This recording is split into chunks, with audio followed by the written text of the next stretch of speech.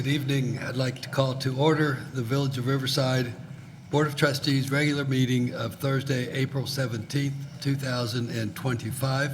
Please stand as you are able and join me in the Pledge of Allegiance.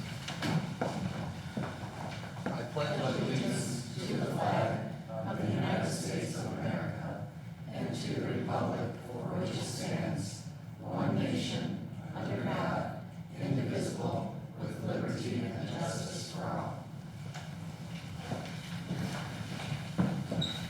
Thank you.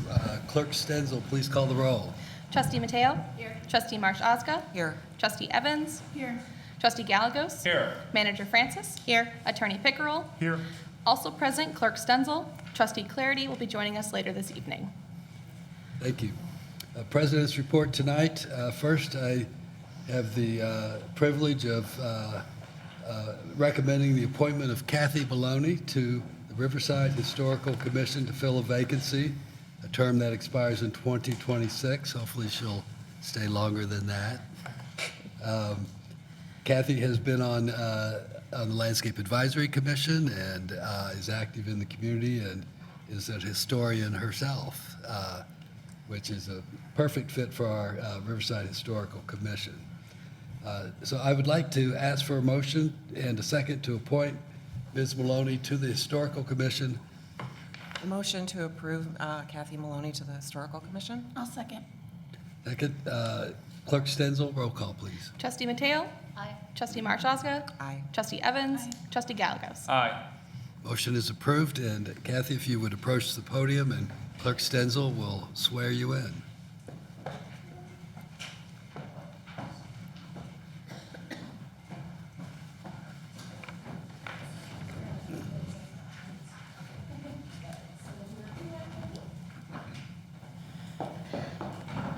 I, Kathy Maloney, I, Kathy Maloney, do solemnly swear do solemnly swear that I will support the Constitution of the United States that I will support the Constitution of the United States and the Constitution of the State of Illinois, and the Constitution of the State of Illinois, and that I will faithfully perform the duties and that I will faithfully perform the duties of the office of Riverside Historical Commissioner of the Office of Riverside Historical Commissioner for the Village of Riverside, Illinois, for the Village of Riverside, Illinois, to the best of my ability. to the best of my ability. Congratulations. Happy birthday.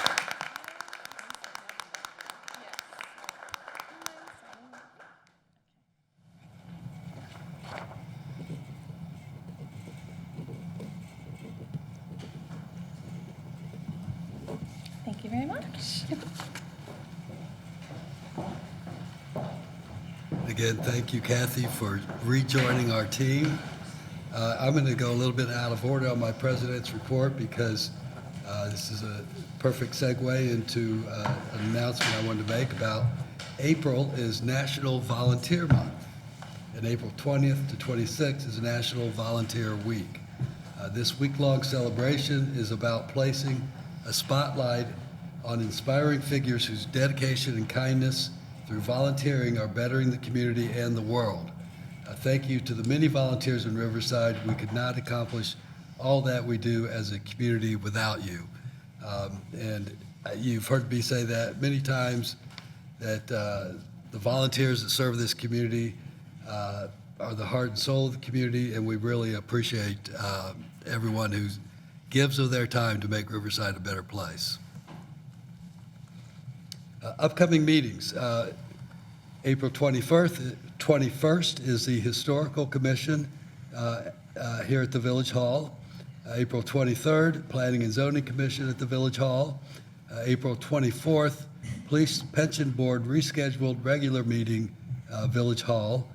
And April 28th, Parks and Recreation Board at the Riverside Public Library. And May 1st is our next meeting of the Village Board. That, as usual, is in the same place here at 7 p.m. 2 weeks from this evening.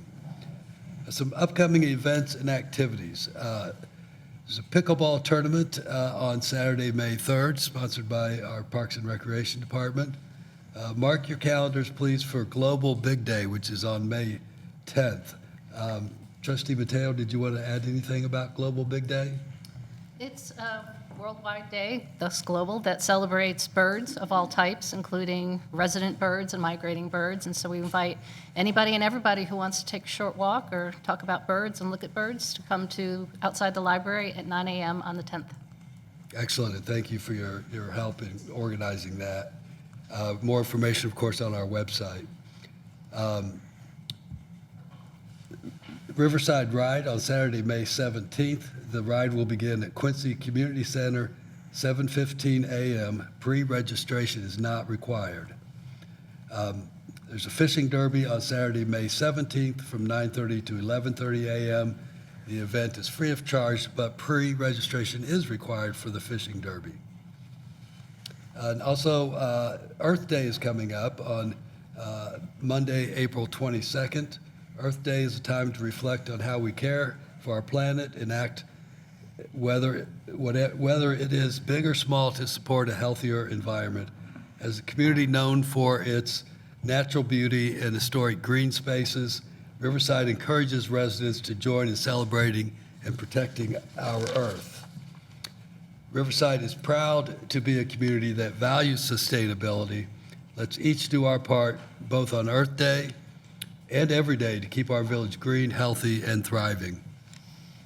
I wanted to give special recognition this evening to District 96, our local elementary and middle school district.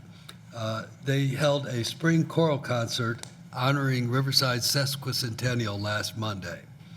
A combination of arts and education, which is such a big part of this village. On Monday, May 4th, Trustee Aberdeen Marsh Oska attended the District 96 representing Riverside's sesquicentennial committee.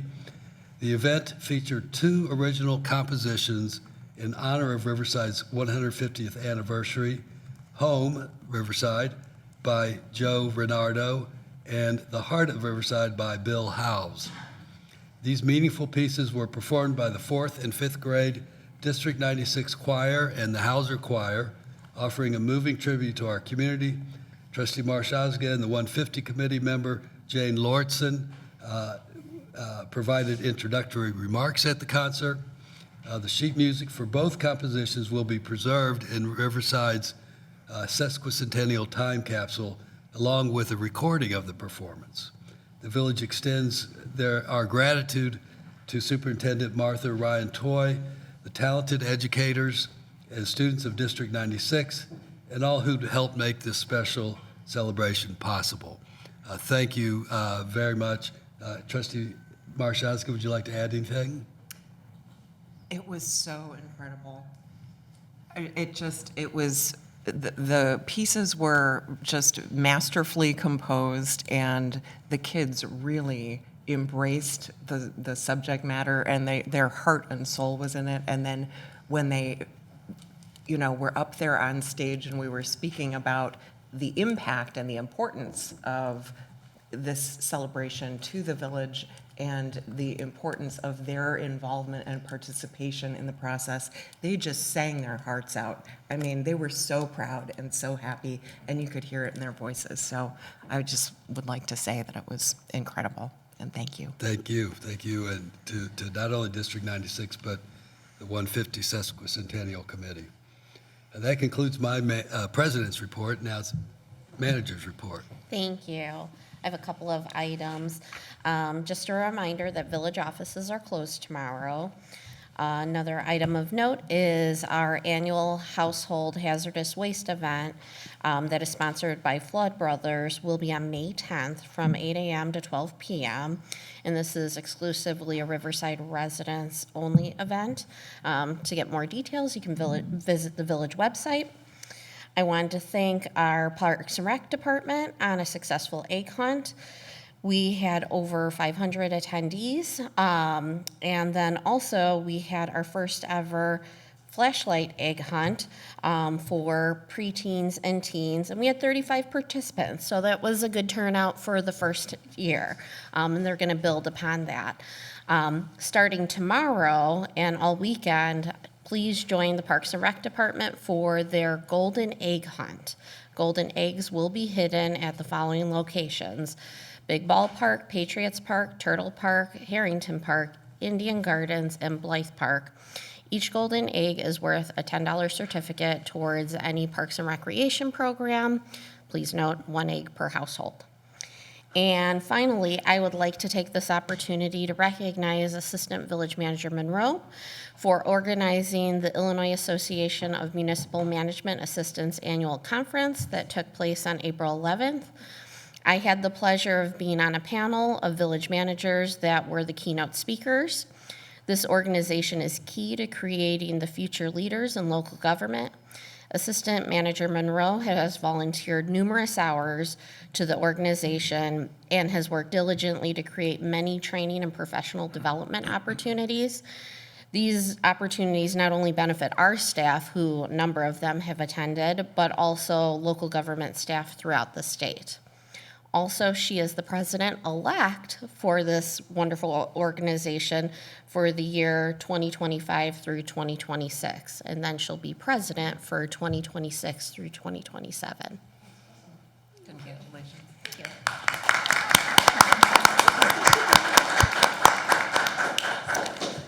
That is it for my report. I can tell you through the work I do, going to different municipalities, because of Ashley's work through that organization, people know who Ashley Monroe is when I say Riverside. So, she's spreading the gospel of Riverside. That's right. Thank you, Manager Francis. Resident comments on non-agenda items. Is there anyone who would like to address the board on an item that is not on the agenda, knowing that items on the agenda, you'll have an opportunity to speak at that time? I see none, so we'll move on. Consent agenda. Clerk Stenzel, please read the consent agenda. Approve voucher list of bills, April 17th, 2025. Approve Village Board of Trustees regular meeting minutes, April 3rd, 2025. Review and file Board and Commission minutes. Board of Police and Fire Commissioners regular meeting minutes, January 21st, 2025. Historical Commission regular meeting minutes, January 27th, 2025. Riverside TV Commission regular meeting minutes, February 3rd, 2025. Preservation Commission regular meeting minutes, February 13th, 2025. Landscape Advisory Commission regular meeting minutes, March 11th, 2025. Parks and Recreation Board regular meeting minutes, March 31st, 2025. Review and file department monthly reports. Police Department, March 2025. Fire Department, March 2025. Community Development Department, March 2025. Public Works Department, March 2025. A resolution approving and authorizing execution of a lease extension agreement between the Village of Riverside and Angelo Sena doing business as Riverside Barbershop. And a resolution authorizing the sale or disposal of personal property owned by the Village of Riverside. Do any of these items need to be removed from the consent agenda? If not, could I get a motion and a second to approve the consent agenda? And I will second. Motion and a second. Clerk Stenzel, please call the roll. Trustee Mateo. Trustee Marshazga. Aye. Trustee Evans. Trustee Gallegos. Aye. Motion carries. Consent agenda is approved. Department, board, and commission reports. We have none this evening, so we'll move on to pending business. Final recommendations and natural resource management assessment presented by Barry Dunn. Director Malchiotti. Good evening, President Pollock, Village Trustees, Manager Francis. We are nearing the completion of our master planning process, which began almost exactly 1 year ago. Tonight, Elsa Fisher and the Barry Dunn team will present final recommendations and a natural resource management plan, which will be incorporated in the final report that will come before this board for approval. At this time, I'll turn it over to Elsa and the team for their presentation.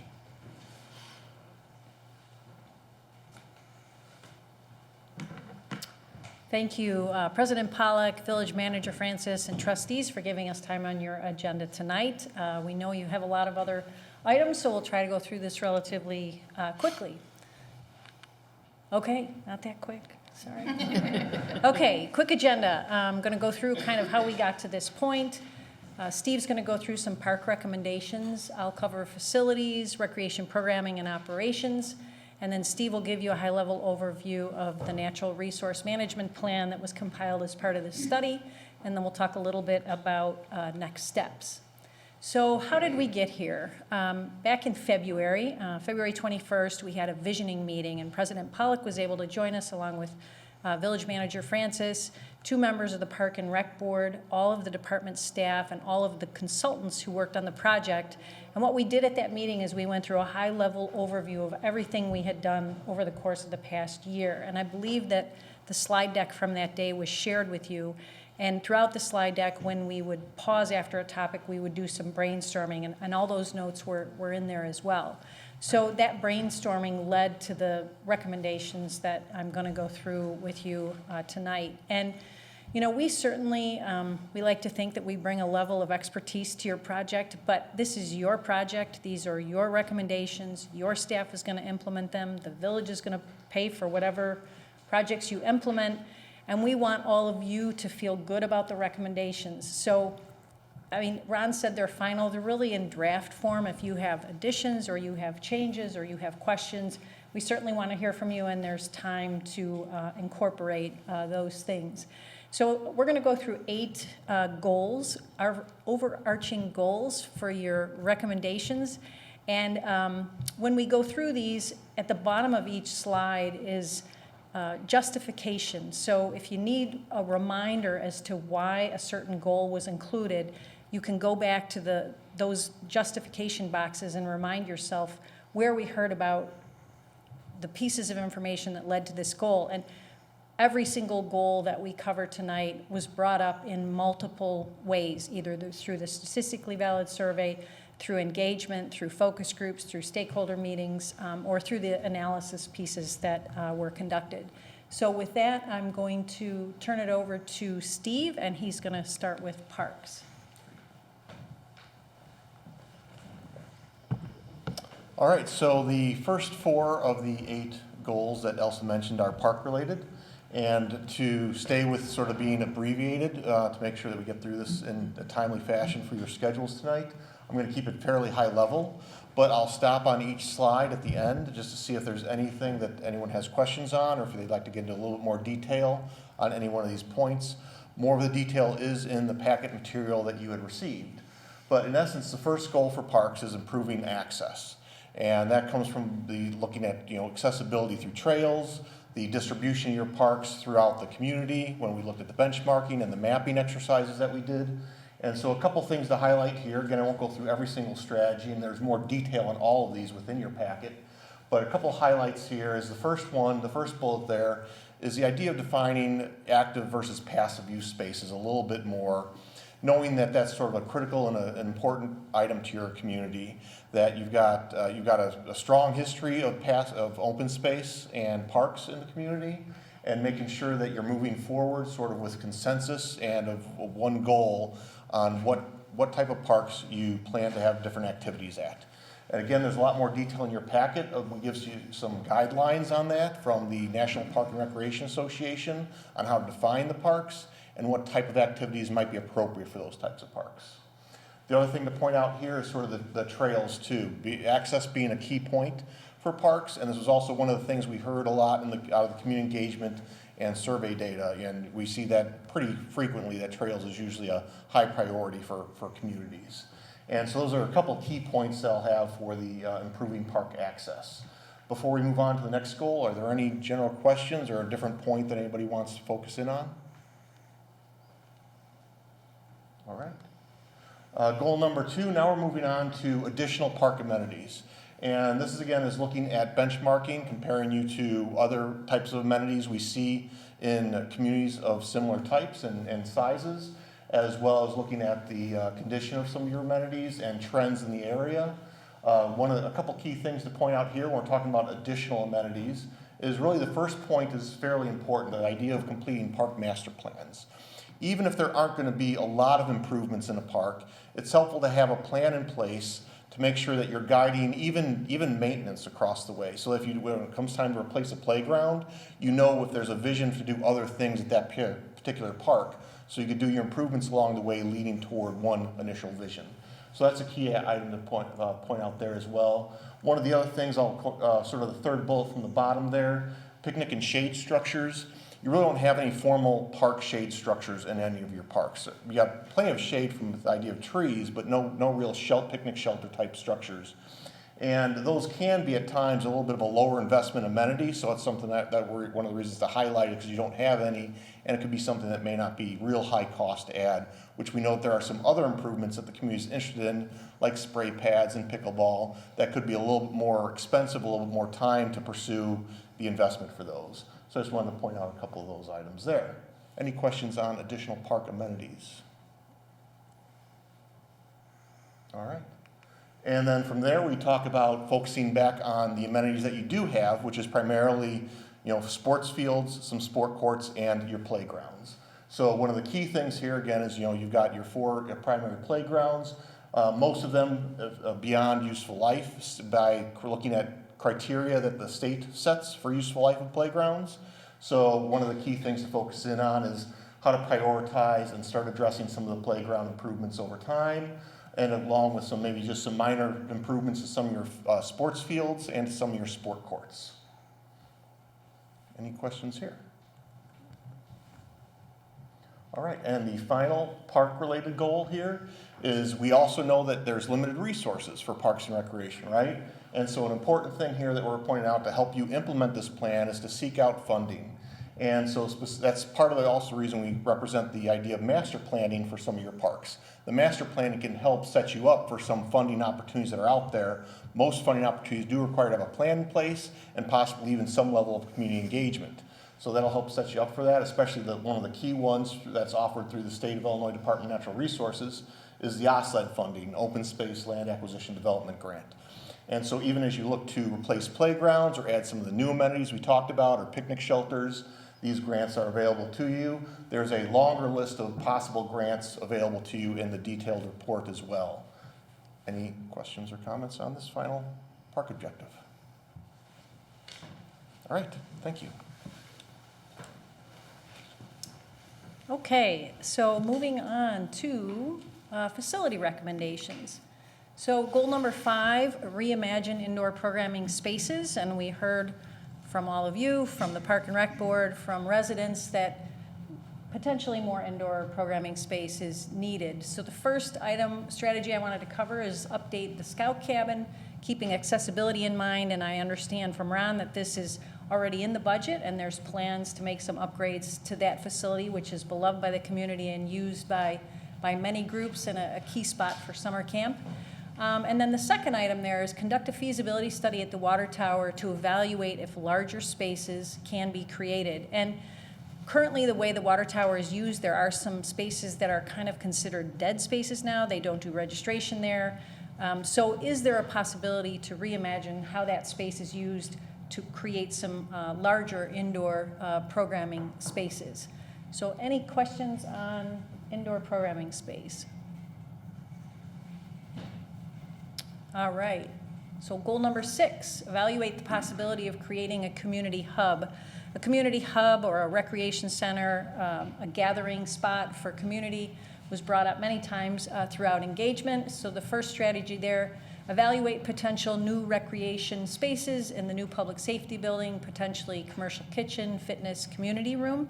Those were spaces that were discussed during engagement. And then the second item there, evaluate the possibility of adding new indoor programming space at the location of Fire Station 2 following its demolition. So this is many years down the road, but once that your new public space is built, your new public safety space is built, and you move out of Fire Station 2, is there an opportunity there to create a new indoor programming space? So any questions there? All right. So moving on to recreation programming and operations. So goal number 7 is refocusing programming efforts. So the first item there is focusing on successful core programs, and there are a handful that are very successful, and build up current participation rates before adding new. And that kind of links to item number, which one was it?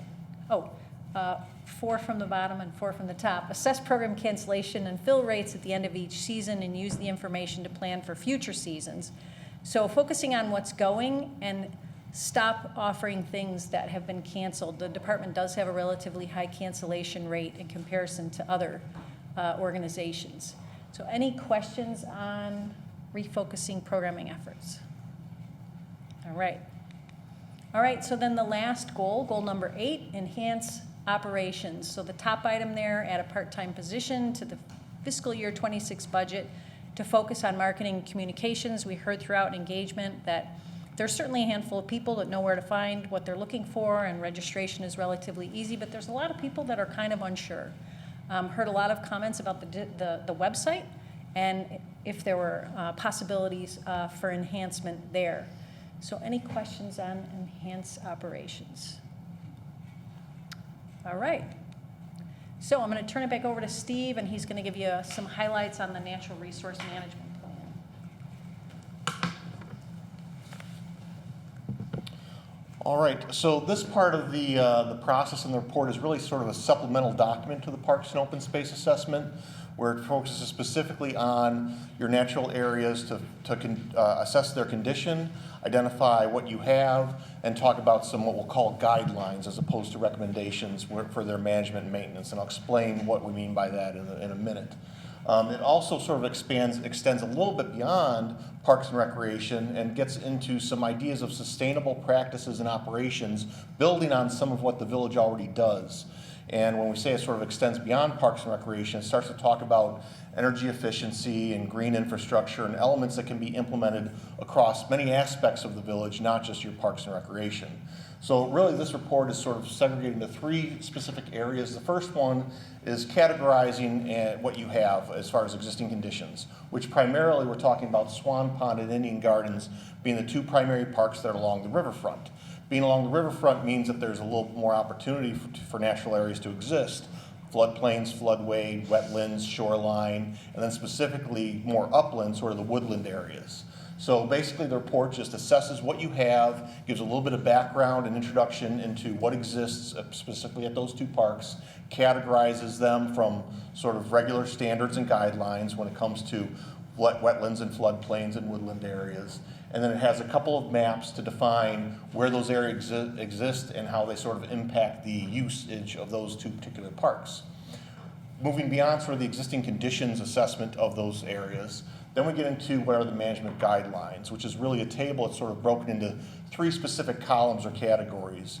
There's sort of an overarching goal, the objective of that goal, and then the possible activities of that management goal. We talk about these as being guidelines because of the fact that we understand, again, that there's limited resources and natural areas are very dynamic systems. So year to year, the management that's needed can change dramatically. Whether or not there's one year that there might be a sort of an increase in invasive species along a certain area of your shoreline, or an area of erosion, or an area that just needs additional clearing.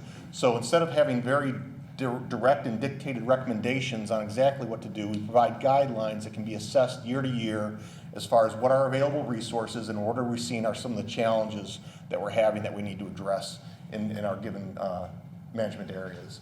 And then the final part of this is the sustainability initiatives, and that's the part that sort of expands out beyond the Parks and Recreation and talks about, like we said, fuel efficient type vehicles, energy efficient lighting, dark sky compliant lighting, green infrastructure, rain gardens, bioswales, permeable pavement, and all the various things that you could expand upon what you already do as a village. And then we even have some information and suggestions on how those can be incorporated possibly into your park systems specifically and directly. So again, there's a more detailed section of this report in your information. So any questions or other information you'd like me to dive into for that report at this time? All right. I think we're good.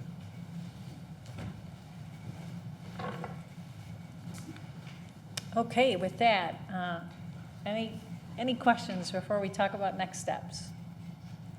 All right. So next steps. If you have feedback about the recommendations, you can filter them through Jessica and Ron to us, and we'll certainly make some revisions.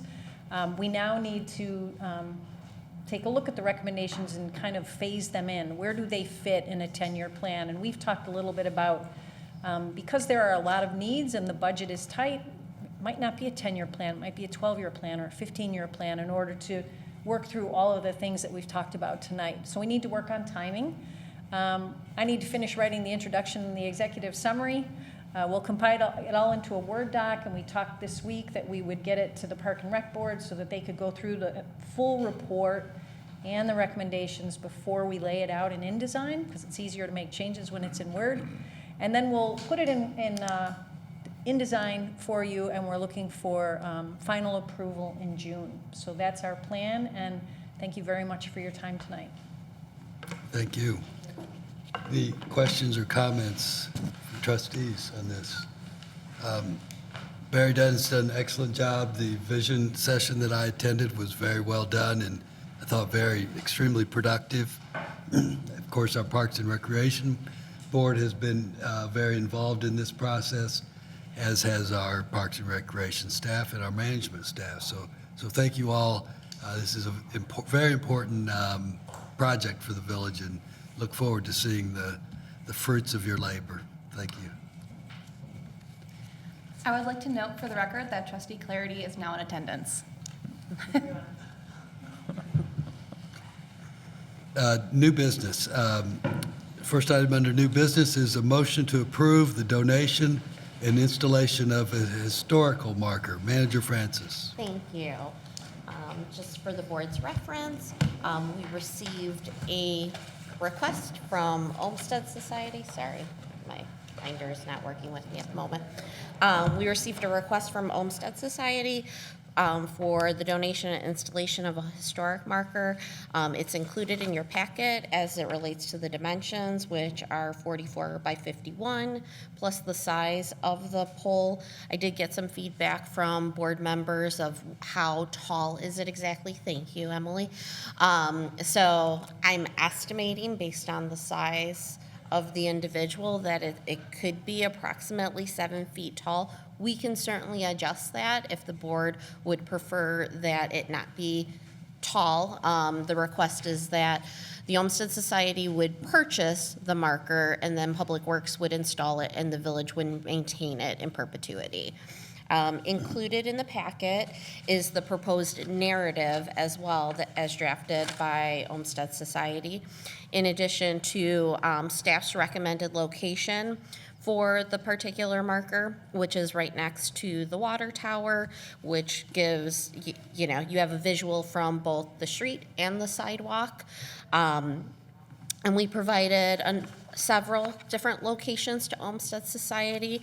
And in speaking with Kathy Maloney, who is present and can answer any questions, she said the preference was staff's recommendation right by the historic water tower, but that is also the sidewalk that leads up to the museum. So residents would see that, or visitors alike would see that as they're going up to the museum to visit.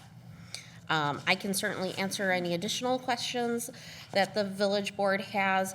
The locations for the particular signage, the historic marker, was reviewed by myself, Parks and Rec Director Ron Melchiotti, and then also our Public Works Director.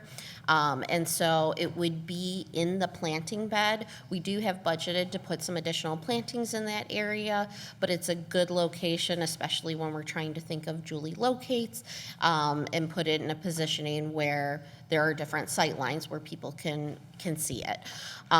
Additionally, keeping dark skies in mind, I did speak with Director Tab of whether or not it could be illuminated. That might be of an item that it's of interest to Olmsted Society.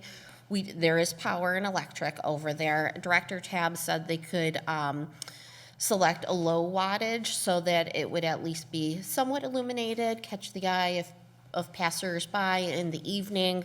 So if that's something that the board is interested in, staff can also facilitate that. Thank you.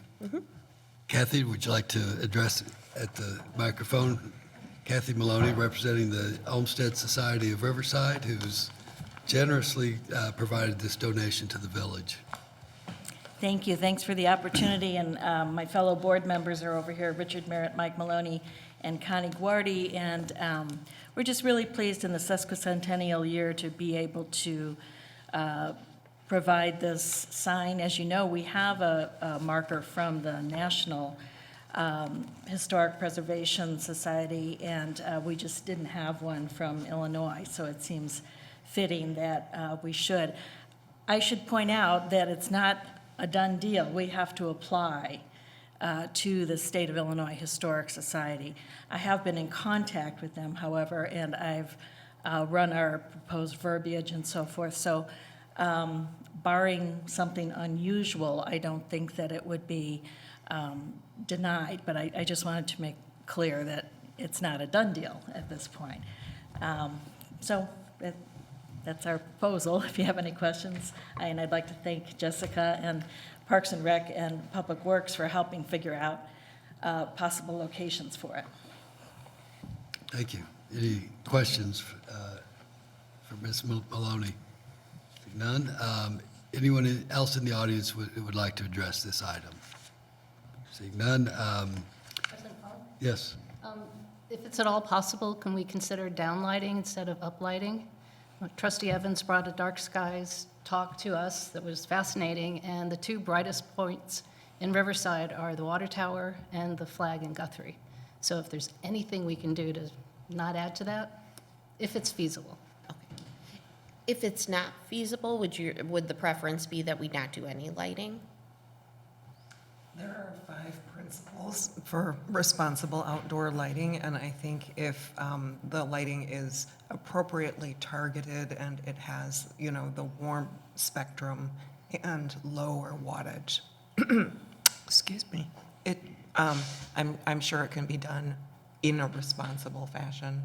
So I just would refer staff to look at the 5 guiding principles. And, as much attention and care has been given to this proposal up to this point in terms of location, in terms of all the other considerations, just look at that one too, and it should be fine. Thank you. Trustee Evans, did you have something? No, actually, Trustee Marshazga covered my points. Very good. If there's no further discussion, I'd like to get a motion to approve the donation and installation of a historic marker. I'll make that motion. Second. Motion and second. And any further discussion on the motion? If not, Clerk Stenzel, please call the roll.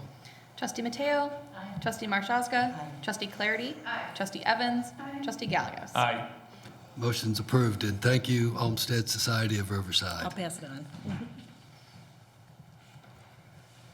on. New business B, motion to approve the special event application for Ride Riverside events in 2025. Manager Francis. Thank you. Typically, special event applications are handled administratively by village staff. However, when someone is requesting village resources, the board has to then approve it.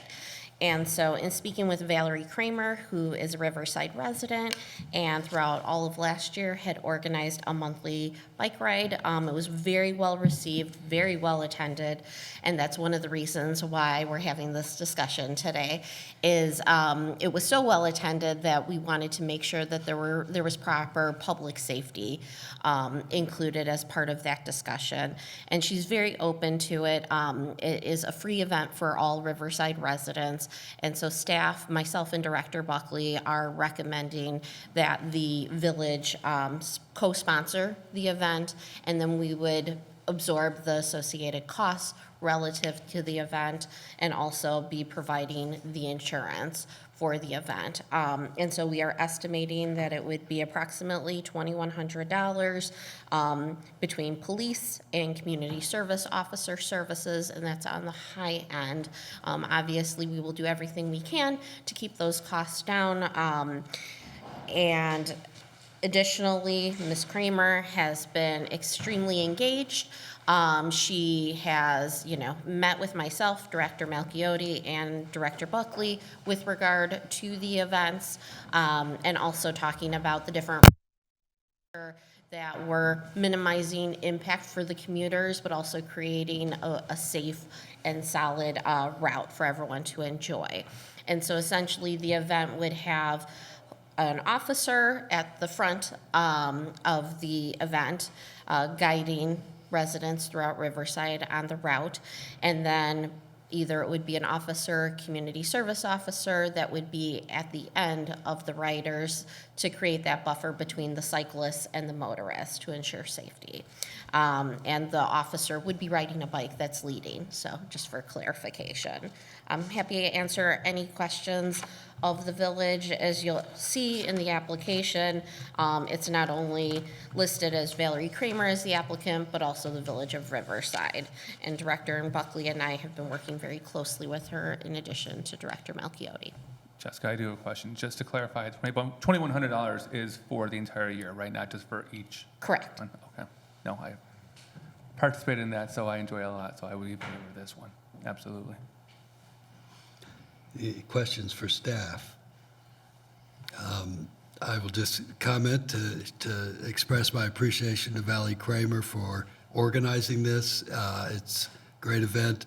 I'm thrilled that our public safety department's involved to teach bike safety, to interact with the families, and to promote our public safety department and participate in the event.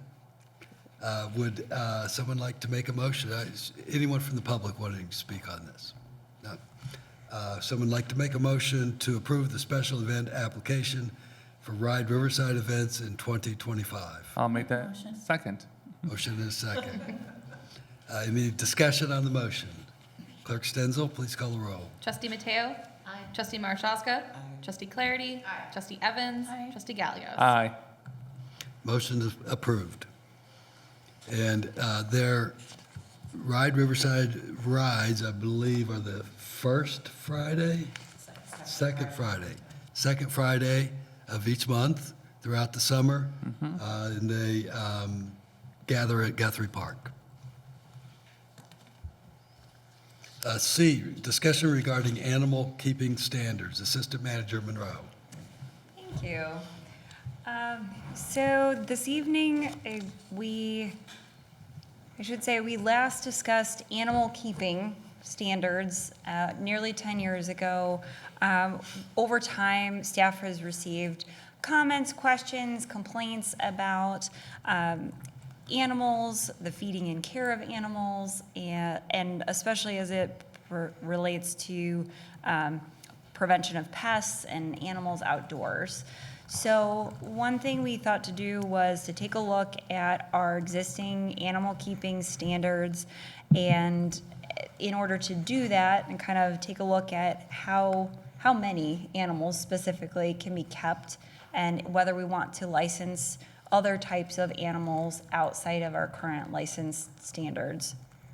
So we currently have dog and cat licensing, hen and beekeeping licenses. These are done for various reasons, including, household indoor animals, dogs and cats, and making sure that they have inoculations every year to ensure for public safety reasons. We also monitor the hen keeping and any beehives. I don't believe we have any current hive licenses. We have just a handful of hen keeping licenses. And what that does is, because these animals are being kept outside and cared for outdoors, we make sure that they are not creating a nuisance for adjacent properties or others and pedestrians and so forth. So we make sure also, for the animals' sake, that the structures are appropriate and they have adequate area for, eating and, I guess, being animals outside. So what we're asking today, and of course I have a lot more detail, I'm happy to answer questions about this, but essentially what we're looking for is whether the number of these animals should be, other than dogs, cats, and hens, that are kept outdoors or have access to outdoors, be limited, right? There's some, we're mindful of any food being kept outside, waste being maintained and managed properly, and if there are other types of animals outside of these kind of domesticated animals, we want to make sure that the village is open to the keeping of those animals. So the other question would be, if we do allow a certain number of animals to be in residential zones, should we have a license for those types of animals or any particular types of animals. And so I can answer any questions if you have any. First, some context. We have a limit of up to 5 dogs and cats. We have a hen limit of 4 hens. We don't allow roosters. And then we would have a limit of 2 beehives. And so the village code doesn't limit the number of other animals that can be kept, like birds, ducks, ferrets, hedgehogs, reptiles, other animals. So if there's properties where there's a great number of these that find themselves into our neighborhoods, do we want to have a limit to the types of animals that can be kept outdoors? So, or indoors, for that matter, if we want to specify. Those are animals that are not like explicitly called out in our prohibited animals listing. Do you have any thoughts about this? Any questions for me?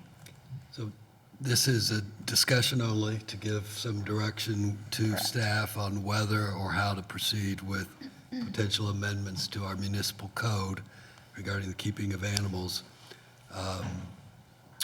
So I would open it up for questions, comments. So I have a question. So if someone has a pet snake, we currently do not allow that to take place?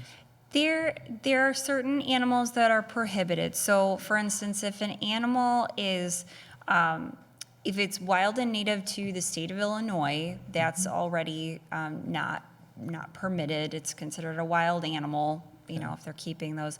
If there's poisonous animals, that is also not permitted. So if someone were to have, you know, aquariums full of snakes or other types of lizards or fish, you know, there's not a current limitation on the number of those types of animals. So we're thinking about this in terms of, you know, potentially prevention of hoarding of animals. We haven't encountered that in my tenure here in the last couple of years, you know, where there's an exceptional abundance where we would be concerned and calling in state to remove animals.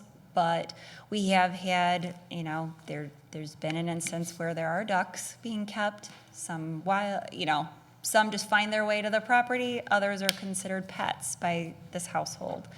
And so it's for that reason, you know, this would also address if there are licensing, we can follow certain pathways for prescribed building construction and zoning requirements. We do that for hen coops, for example. If someone has a certain type of animal that's not appropriate to be kept in a shed, a garage, you know, we don't allow kennels for animals outdoors. So if there's something that finds its way to us that does not fit within our code parameters, we do our best with zoning with regards to that, but this would give us a little more direction as well to make sure that the building materials, for example, are appropriate, and the size and the distance from another property. So those are all issues that have come up, and so we're trying to, while we've worked through some of those issues, it still is a question as to whether we want to have a limitation on what animals can be kept and how many of them. Yeah. So any animal that's kept outside has to be properly sheltered, right? So like if someone kept ducks or even the hens, can they get out of the yard? Are they free to hop the fence or? So if there were animals that naturally, wild animals that migrate, if there are birds or other animals that migrate into a yard and they find habitat there hospitable for them and the people, you know, are feeding them, but they're not enclosing those animals to that space. You know, we don't want people feeding, you know, raccoons and coyotes and skunks and all kinds of things. But, you know, if somebody has a little pond in their yard with fish and birds come there, that's okay as long as they're not keeping and containing those animals by state regulation, I believe. Yeah, and there's also a parallel federal regulation called the Federal Migratory Bird Act that it's lengthy, but basically it says if you're a migratory bird, you get to go where you want to go, and we cannot capture them or entice them or hunt them outside of exceptional circumstances, none of which would apply here. And just to finish the thought, as far as the weather is concerned, yes, we want to make sure that animals are maintained and treated properly. We can also double check the state code to ensure that the care of animals includes that kind of provision for like inclement weather and extended periods of time where animals are outside. We can either address that in our code specifically or reference the code, which may already include it. So you mentioned ducks earlier. Do you think that we need to put a limit on ducks if we have them on hens? Well, we have done preliminary research on some of these things, right? So as I said, the state prohibits keeping some wild animals. If there was to be someone who is accounting for ducks as their household pets, but they choose to keep them outdoors, there is potential for pest, attraction if people aren't properly maintaining it. And we find that with chicken coops as well, where if there is food being kept out in a way that's not contained or closed up, and it draws some type of pests, we get concerned about that. If people aren't appropriately cleaning the area in which those animals are living, so whether it's hens or ducks or some other type of animal that's slipped through our cracks, like we would need to make sure that that's properly maintained to prevent. And if there is an issue, so our current licensing process right now, when we receive one for hen keeping, for example, we provide a notice of a letter to adjacent properties to make sure that they're at least aware of the conditions. And while the neighbor's permission isn't required for them to keep those animals, there is the ability for them to contact us then if there's concerns, and then the village has the ability to rescind the license for the hens at either right away, which has happened if the conditions aren't good and they're not following the rules, or if they are, if it's time to renew, then we can always choose not to renew their circumstance, and the animals would have to be relocated. I think we have a lot of parameters in place, and we have a pretty tight ordinance. I don't know if we need to make any changes to the rules beyond dogs, cats, hens, and bees. Yeah. I actually have a slightly different take on this because some people keep rabbits and goats and pigs as household pets. Okay. So, I'm not saying that they do this in Riverside. It's Okay. just that I've seen it done elsewhere. And so those animals can also be kept outside, and thus, they actually do generate a lot of, fecal material that would attract rodents, which is, I think, the crux of what we're trying to minimize here, or regulate at least. So I would, to the extent that a other type of animal can be considered to be a domestic animal, I think they should be licensed and the numbers should be limited. It's just my opinion. Only if they're outside. I mean, really, they shouldn't be keeping too many of them inside either, but if our limitations on the numbers of cats and dogs is only for, is it a total household? It's total household. Oh. So it's a combination Okay. of cats and dogs. If there were to be other types of animals included, so if we say, a rabbit isn't considered a, vicious or untamed animal, and it's not a farm animal, according to our definition, then the rabbit plus a dog and 3 cats would equate to the total number. We also have the option to, we can limit and not license as well. And so that's always an option. If we were to do that, then we would just rely on enforcement and ensuring that we're following up on any type of complaint. Our property maintenance codes do require people to properly manage and maintain and pick up after their animals and whatever animal that is. But it's just another lever to clean up the code a little bit. If we were to not take any action, the board wants to keep the standards as is, then we would rely on the enforcements.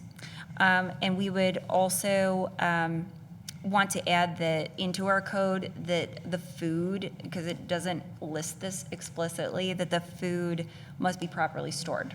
And so that would just give us an additional opportunity to make sure that if animals are being kept, licensed or not, that there's a good measure for us to cite.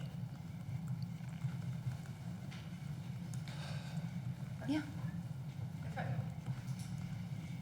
Did you say we get periodic complaints on this, but it's not, we don't have, size the bread box for me. Yeah, so it's not frequent. I know there's a rumor going around of an animal that may be in a prohibited list. I have no idea where it is kept, if it is kept in town, in fact. We did experience an issue where there were pest complaints, and we found unpermitted building structures that were erected with improper building materials, not even on the property, that were keeping animals. And so while we've worked through that issue, it was prolonged, and we wanted to make sure we're handling that properly. The property has since, worked through a permitting process. We've addressed some of that. We have not received additional new complaints or recent complaints about pest management because of some of those extra measures that have basically taken place to correct for this. So right now, we were dealing with it as a property maintenance issue.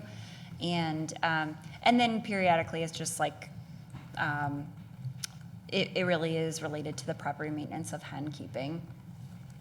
And for that particular isolated incident, which does sound, Yep. I mean, it doesn't sound like a tremendous tidal wave of issues here. No. Would some adjustments assist you in addressing that one specific case we were talking about? And if that's true, maybe a recommendation would be helpful here.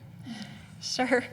So we either, we could maintain the village's existing, so that's one thing that we're talking about, right? So if we were to maintain across the board, whether it's dogs, cats, rabbits, ducks, whatever type of animal is considered domestic and being kept at the house, to have maybe that five animal limit.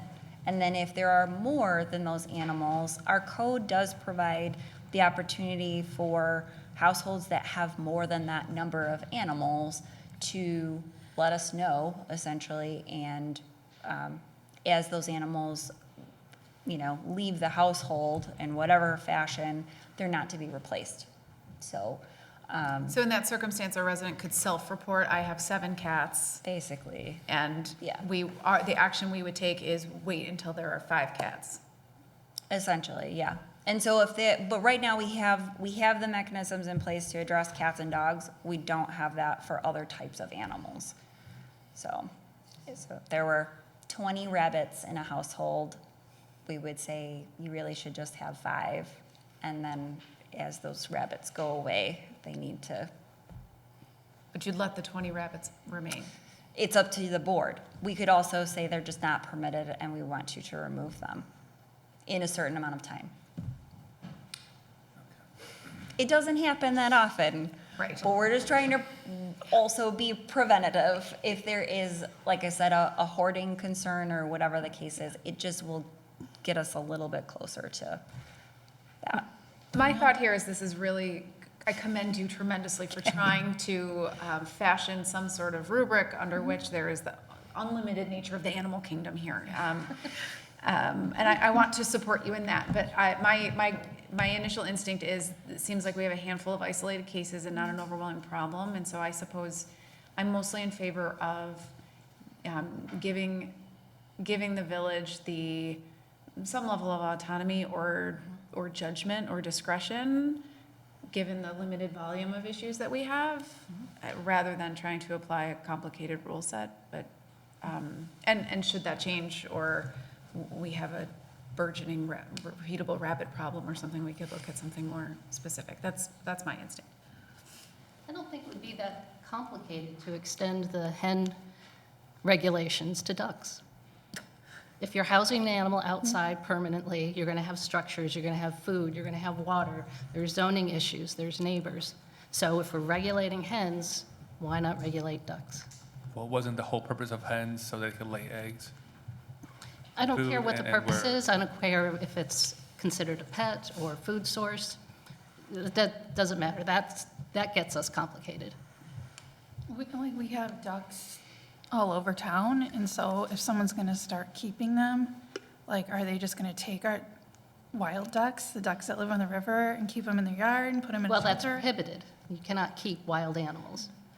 These ducks are domesticated, yes?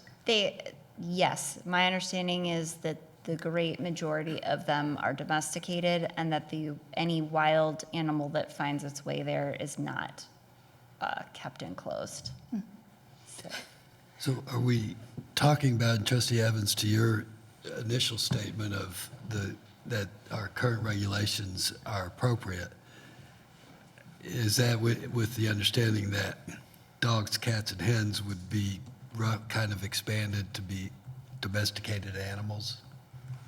So whether it's a duck or a hen or salamander or whatever, if you're keeping it outside, there's a limit on the number, and you have to do similar things that we do with hens, with food and cages and all that. Is that, are you, Well, what I was saying is that we have a lot of options to address animal issues. I think that's the point that you were We do. making. So we don't have to be like super specific in an ordinance change. I mean, Correct. unless you're recommending something. I really couldn't tell what staff wanted from the materials. So if there's something specific that Yeah. is an issue, then It I do remember talking about ducks, though. the ducks prompted some of this, but it was good discussion, because then we were thinking about what is the propensity for someone to keep more animals than they should, if it does become some issue where there's not an exhaustive listing of animals. I'm not proposing that we do that, but if there are animals that are considered pets, but also outdoors for a good majority of the time, then they're not falling within our code parameters to be able to address, I think, is the issue, is that because there's dogs, cats, hens, if they fall outside of the prohibited list, there's no limit on what you can have based on our reading. And so we're hoping just for some structure. So if we're saying domestic animals would be, including dogs and cats, then the rest of these provisions apply, and we could work with that. And then, like I said, we just have some minor code cleanup for waste management and all of that. And what does the code say about farm animals, as mentioned earlier? Goats Farm and pigs? animals are, let's see. No I'm horse, reading mule, there. ox, cow, sheep, swine, goat, turkey, Correct. pigeons, coyote, fox, etc. So, So not allowed. so many that would be considered farm animals, but not an exhaustive list of farm animals. Okay. And to note, we did research, we said, if you're talking specifically about ducks, about half of the communities in this area, so we looked at 20 different communities, and about half allow them, and another half prohibit them as livestock. So, Because I can foresee in the near future that someone's going to say, I have goats that are going to cut people's lawns and have zero emissions that we are trying to eliminate. well, that's. It's You never know. And that's, and part of it is also what do our properties have room for, right? We always are conscientious of the allowance of structures and things because with goats, you need a place to keep them and all that. Like, it would, regardless, they're prohibited, so, but fair point on the climate. No, I mean, I would also just, when people have certain animals in their house, and our police or fire have to make an emergency rescue of some sort, I don't want them to be caught off guard with something that they're not prepared for. So even if they're not outside, yeah, I think there should be some regulatory issues that we put into place.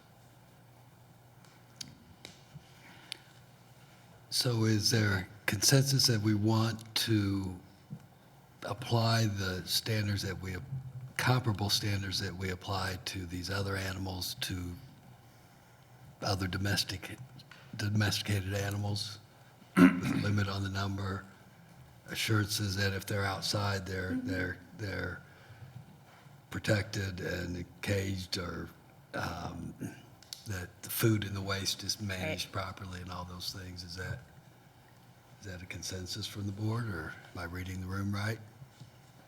Yes, and Go ahead. section 6-2-4. Yes. Cruel treatment prohibited section. I just wanted to add that they have to provide shelter in times of extreme weather. Okay. I think that'll become a bigger issue.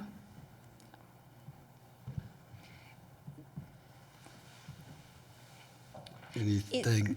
Is there, so good with the standards, should any licensing parameters be in place for those that fall with outside of those standards, or are we just addressing it as a case-by-case basis? I would still do the license. You'd recommend a license, so if it falls outside of the scope of dogs, cats, hens, whatever that listing is, then we can address it with a license, like a other domestic animal license for keeping outside. Okay. Is there generally a majority in favor of that? It's going to come back through an ordinance with your review and approval for this, but just somewhere to start. I don't anticipate it being a lot of extra work to get those extra licenses. I don't know that, there's really that many animals, Yeah. that are going to It's require infrequent. special licenses. Yeah. Okay. So So the direction I is. apologize. Thank you. No, that's okay. Please That's okay. clarify. It's important that we're clear. So I believe the consensus is, as I said before, that we use the regulations we have for dogs, cats, hens, bees, create similar, modify those to be more expansive in terms of the types of animals. Okay. And that would include licensing, since we do license these other types of animals. I mean, we don't license each individual bee, but you have to get a license, right, to have beehives. Yes. Yeah. Yes. Okay. I'll say that despite all of the thought and everything that's going into this, a little bit of preparation will resolve, I think, a lot of more concern, just because it is animal welfare and it's our residents that have pets that live in their household and they care about. So we're trying to find a good solution ahead of time rather than dealing with it in a concerning circumstance. So thanks for the guidance, and we'll come back to you. Any public comments on this one? Anyone? Thank you. This will come back to the board at a future date. Thank you, Ashley, for your work on this. Okay.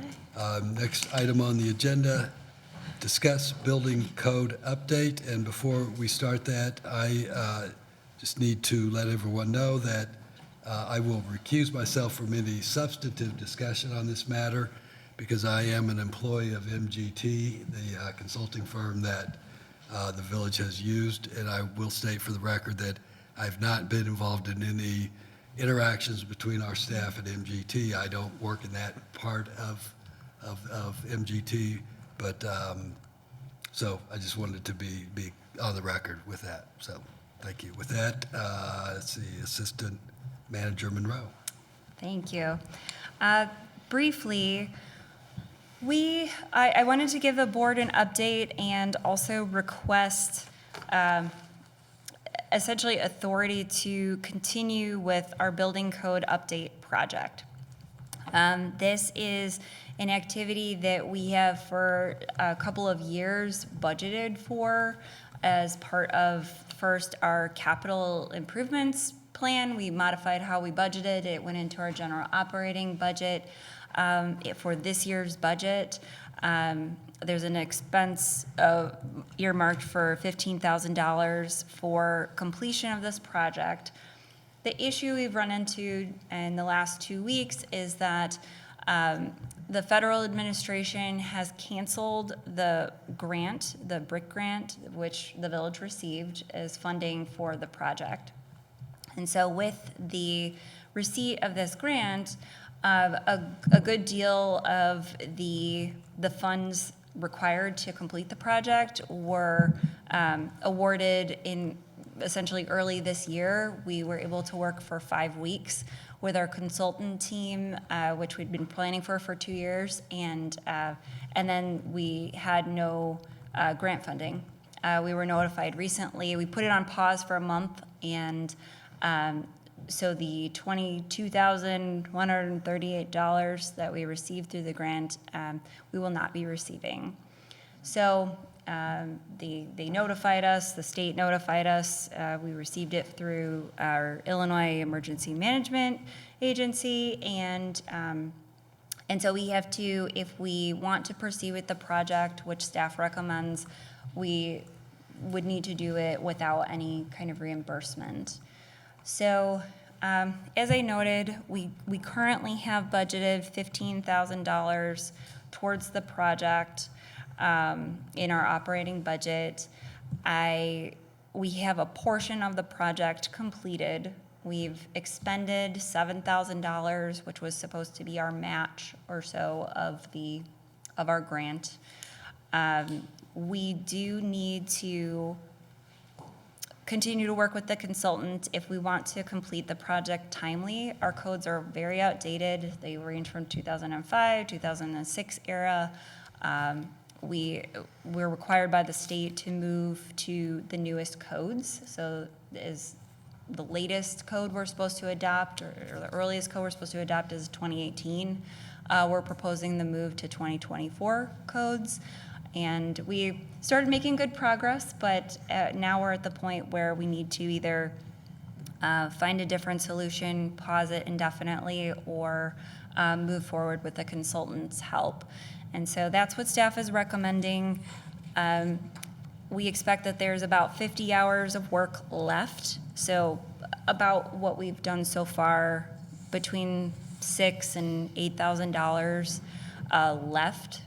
We have that in the current budget, but the concern is that if it does exceed that value a little bit, the cost a little bit, that we want to make sure the board's okay with us exceeding the budgeted amount.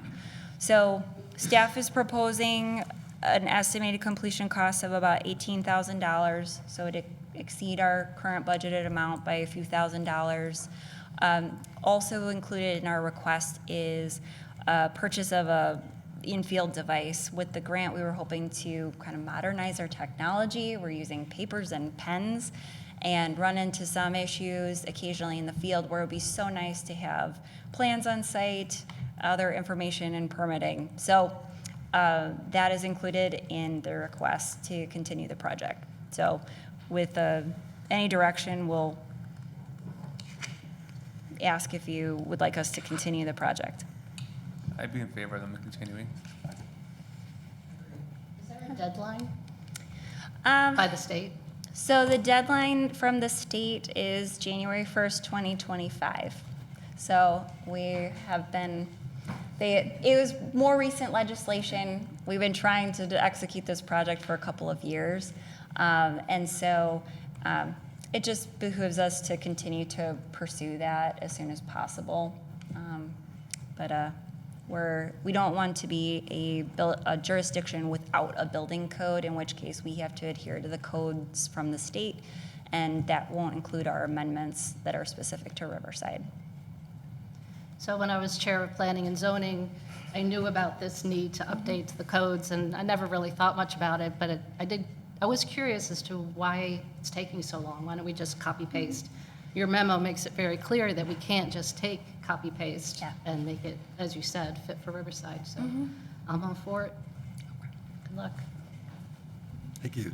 Yeah. Manager Francis. I will say we are not the only community in the West Cook area that is looking at having to pivot very quickly and update our building codes.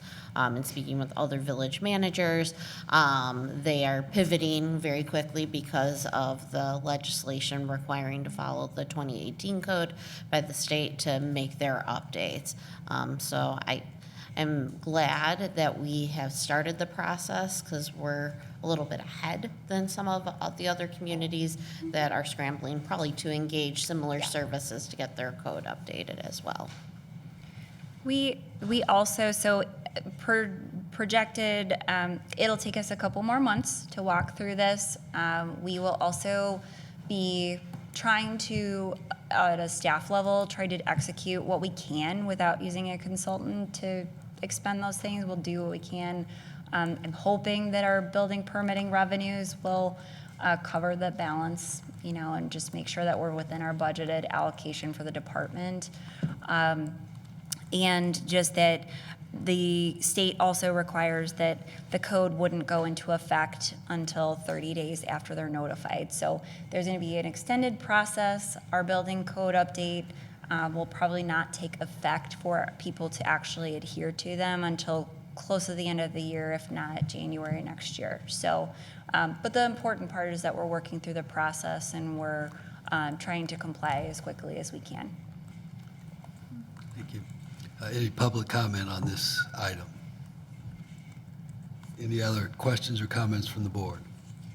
Would someone like, I guess we just need direction, right? Correct. Yeah. So, yes, the direction, there's consensus from the board to proceed with the building code update using the consultant. Thank you so much. Next item on the agenda, a motion to approve revised Village of Riverside fiscal year 2025 official pay plan. Manager Francis. Thank you. You'll notice in the agenda that our official pay plan, that it is redlined for Riverside TV. So we currently have a vacant position for Riverside TV supervisor.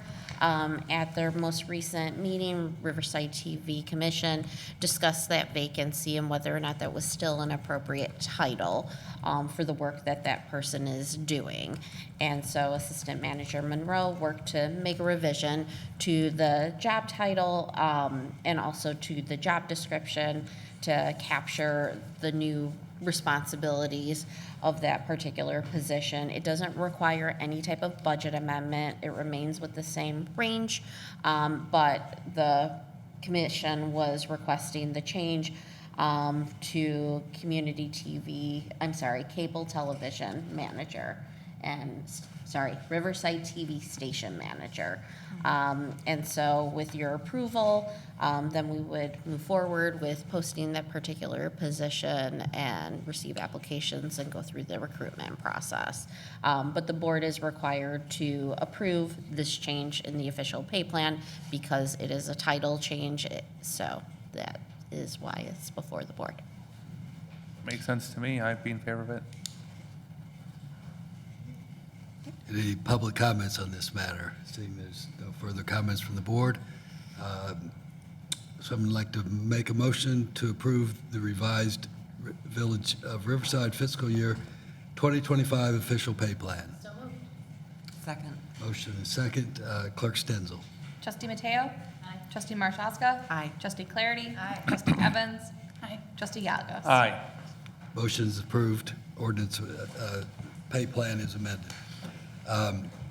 Trustee reports. I just have a few items regarding the sesquicentennial that were not addressed earlier.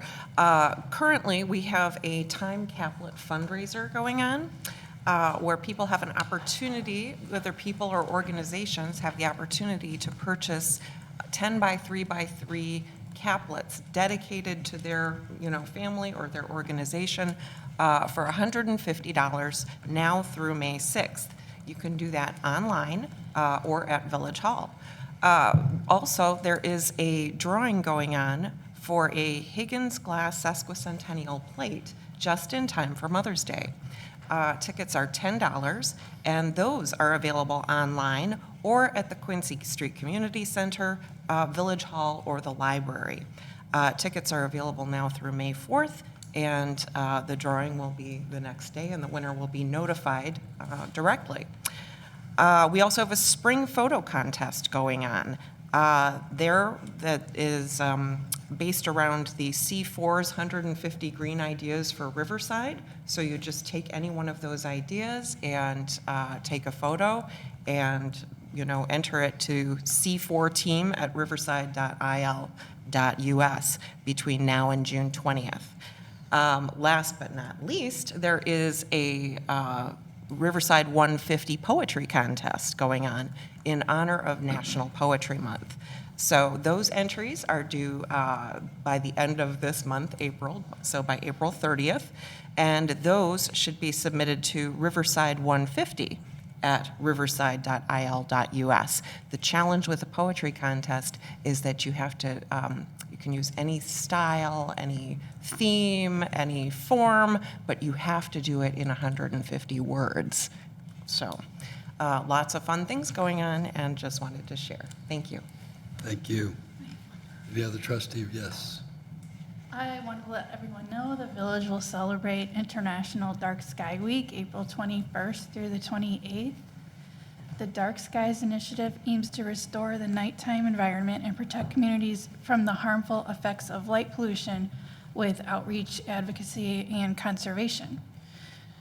So reducing light pollution supports wildlife, promotes better sleep and health, and maintains the village's commitment to sustainability.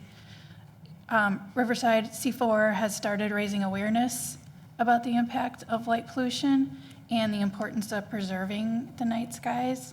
We hosted a very fascinating dark sky presentation a few weeks ago on how Riverside can reduce light pollution and protect our wildlife while enhancing Riverside's visibility of the night skies. You can find a recording on the website if you missed it. Just some tips. As a community that values our natural environment, we encourage residents to take a few simple steps to reduce light pollution. You can turn off non-essential outdoor lights after dark, or use motion sensors or timers to minimize energy waste versus leaving your lights on all night. And also using shielded downward-facing fixtures to prevent uplighting and glare. So I encourage everyone to take the time to enjoy the night sky, and if you want to learn more about dark skies, you can visit www.darksky.org. Thank you. Trustee Gallegos. Okay, so I have something. If you are a Star Wars fan and you like to dress up, you do not have to wait until Halloween to do so. May the 4th is a Star Wars holiday, and you are invited to spend that with the Lions Club at their annual chicken dinner. It will be held here at Township Hall from 12 to 5. We encourage everyone to dress up as their favorite Star Wars character. We'll have raffle prizes. We will have sesquicentennial sabers for posing. This will be a great, fun event for the whole family, so please join us. Tickets are $20, and it's I think about 45 years or so that we've been doing this, so it's a very fine tradition to take part of. May the 4th be with you. Thank you, Trustee Chewbacca. Can't do that right, I'm sorry. That sounded more like an Ewok, didn't it? I'm sorry. Any other trustee reports? There's none. We do have need for an executive session this evening to discuss probable, imminent, or pending litigation. and to discuss the appointment, employment, compensation, discipline, performance, or dismissal of a specific employee or legal counsel. The board will not reconvene and no final action will take place. I would ask for a motion and a second to adjourn to executive session. Motion is made. Second. Motion and a second. All in favor, say aye. Aye. Any opposed? None. We are adjourned. Happy Easter, everybody.